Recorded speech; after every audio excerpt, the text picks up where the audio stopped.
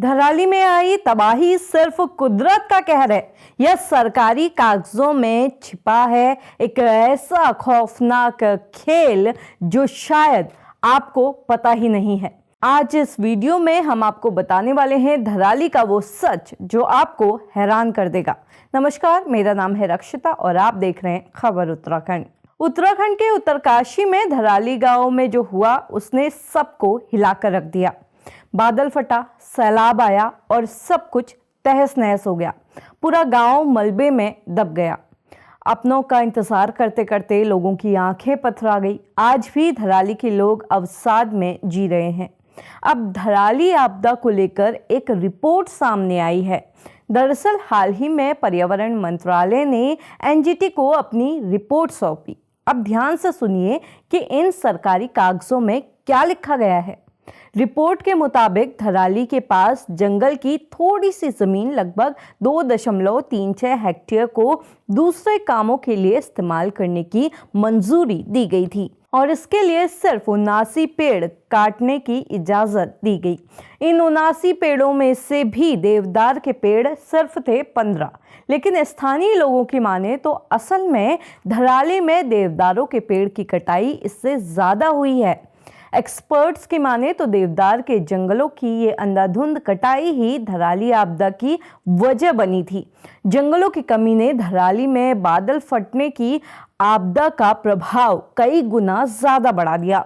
New Indian express की एक हालिया रिपोर्ट में भी धराली के लोगों और एक्सपर्ट्स ने बताया कि ये 79 पेड़ जो हैं ये इस कहानी का बस एक छोटा सा हिस्सा है, क्योंकि यहाँ पेड़ इससे कई ज्यादा मात्रा में काटे गए हैं, खासकर कि देवदार के पेड़ जिनका सरकारी फाइलों में कोई भी हिसाब किताब नहीं है। और आपको बता दें कि ये आज का मसला नहीं है, बल्कि हर्षिल का राजा कहा जाने वाला फ्रेडरिक विल्सन यहाँ देवदार की लकड़ी के व्यापार की शुरुआत कर चुका था। इतिहासकार डॉक्टर अजय रावत की माने तो फ्रेडरिक विल्सन ने बड़ी चतुराई से भागीरथी नदी में लकड़ियों के लट्ठे तैराकर उन्हें आगे बेचना शुरू कर फिरंगी फिरंगी राजा नाम की एक किताब में भी फ्रेडरिक विल्सन का जिक्र किया गया है, जिसमें बताया गया कि शिकारी विल्सन तब मुगमा में बैठकर धराली को बर्बाद करने का हुक्म देता था। राजगोपाल सिंह वर्मा की इस किताब के मुताबिक फ्रेडरिक विल्सन की नजर धराली के देवदार के पेड़ों पर थी।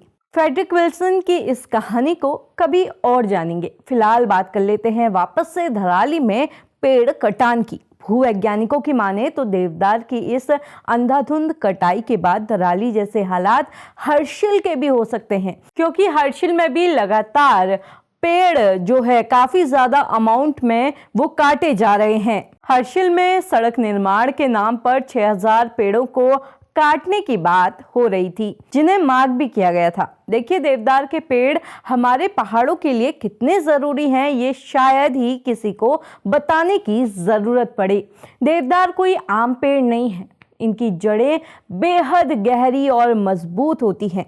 ये जड़ें पहाड़ी ढलानों को थामे रखती है, मिट्टी के बहाव को रोकती हैं, भू संतुलन बनाए रखती हैं। एक तरह से देखा जाए तो देवदार के पेड़ हमारे रक्षक हैं और अगर इन पेड़ों की कटाई हुई तो हर्षिल में भी धराली जैसा महाविनाश होता नजर आएगा। सबको हैरान कर देने वाली बात जानते हैं क्या है? पेड़ काटने को लेकर नियम पर्यावरण मंत्रालय ने उत्तरकाशी वन प्रभाग से पहले ही डिस्कस किए हुए थे। 2017 में ही ये तय हो गया था कि 30 डिग्री से ज्यादा ढलान वाली जगहों पर पेड़ नहीं काटे जाएंगे। नदी नालों के किनारे पेड़ नहीं कटेंगे। जहां भी भूस्खलन का खतरा है वहां पेड़ों को छुआ तक नहीं जाएगा। धराली की आपदा सिर्फ कुदरत का कहर नहीं है, बल्कि इंसानी लालच और सरकारी अनदेखी का एक खौफनाक नतीजा है। और अब वही खतरा हर्षिल पर भी मंडरा रहा है।